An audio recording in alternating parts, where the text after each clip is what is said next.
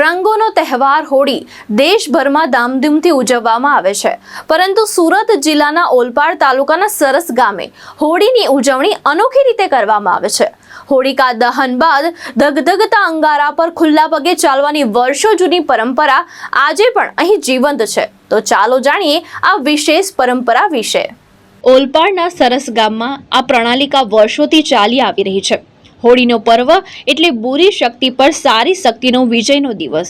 પણ સુરત શહેરથી 35 કિલોમીટર દૂર આવેલા એક નાનકડા ગામડામાં વર્ષોથી ચાલી આવેલી એક પ્રથા લોકોમાં આકર્ષણનું કેન્દ્ર બની છે। આ પ્રથાને અંધશ્રદ્ધા કહો કે શ્રદ્ધા, પણ આ ગામડામાં લોકો હોળીની રાત્રે હોળી પ્રગટાવે છે અને ખૂબ ધામધૂમથી હોળીની ઉજવણી કરે છે।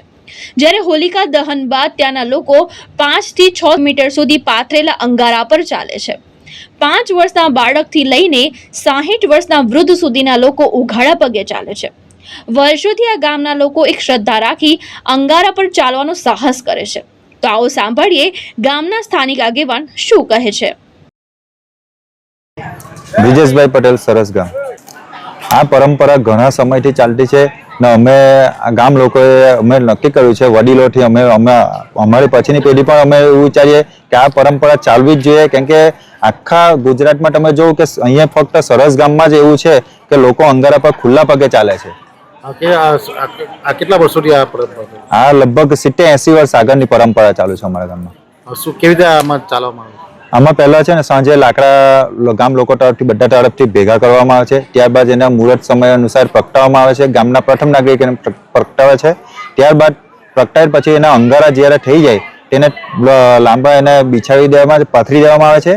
તે પછી ત્યાર પછી ગામના જે લોકો અંદર એમાં ચાલવાના હોય તે ગામ તળાવમાં સ્નાન કરે। સ્નાન કર્યા બાદ એના 7 ફેરા ફરવાના હોય। 7 ફેરા ફરી ગામના મુખ્ય જે વડીલ હોય ને તે મેઇન અંદર પહેલો ચાલે છે, તેની પાછળ ગામ લોકો ચાલે છે। તે ઉપરાંત બહાર ગામના લોકો પહેલા તો ગામના જ ચાલતા હતા। અત્યારે થોડા સમય લગભગ 15-20 વર્ષથી એવું છે કે સુરતના સિટીના લોકો એના અન્ય ગામના લોકો પણ ચાલે છે।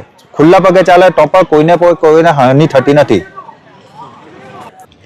ભારત દેશમાં વસતા લોકો શ્રદ્ધા પર જ નિર્ભર હોય છે અને શ્રદ્ધા પર જ જીવન વિતાવે છે। સરસ ગામના લોકોને પર આવી જ કઈ શ્રદ્ધા હોળીના પર્વ પર છે। વર્ષોથી ચાલી આવતી સરસ ગામમાં હોળિકા દહન બાદ અંગારા પર ચાલતી પ્રથા એટલી વિખ્યાત થઈ ગઈ છે કે ઓલપાડ ગામના લોકો જ નહીં, પરંતુ આસપાસના ગામમાં વસતા લોકો પણ હોળીના દિવસે અંગારા પર ચાલવા માટે સરસ ગામમાં અવશ્ય પધારે છે। 7 ફેરા ફરીને લોકો અંગારા પર ચાલે છે। તે નજારો આખા વિસ્તારમાં થાય તેવો લાગે છે। આ નજારો જોવા માટે મોટી સંખ્યામાં લોકો ઉમટી પડે છે। સુરત સહિત આજુબાજુના જિલ્લાના લોકો હોળી માટેના ધગધગતા અંગારા પર ચાલતા લોકોને જોવા મોટી સંખ્યામાં ઉમટી પડતા હોય છે।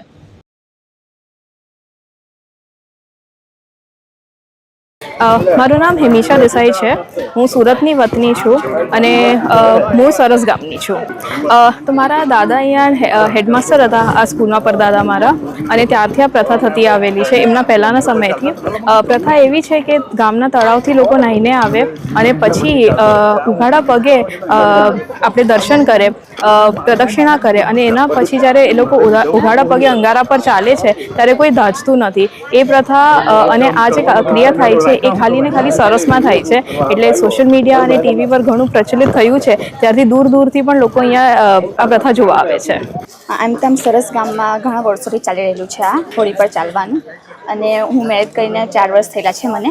હું અહીંયા જોઉં જ છું 4 વર્ષથી આ લોકો અહીંયા ઘણા બધા આવે છે। સુરતથી બહાર ગામનું પબ્લિક પણ વધારે અહીંયા જોવા માટે આવે છે।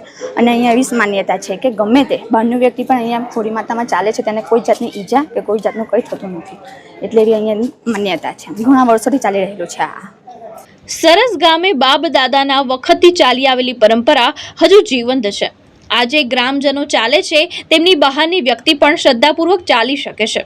સરસ ગામમાં જ નહીં, પરંતુ સુરત જિલ્લાના કોઈ પણ ગામમાં હોળીના દિવસે પ્રગટાવેલા દેવતામાં ચાલી શકે છે, જે હોળી માતાની શ્રદ્ધા છે। હોળીના દેવતાના અંગારા પર જ વર્ષમાં એકવાર ચાલી શકાય છે, પરંતુ હોળીના દિવસ સિવાય આ આગના દેવતા પર ચાલી શકાતું નથી। પ્રશાંત પટેલ, દ્રષ્ટિકોણ ન્યૂઝ, બારડોલી, સુરત।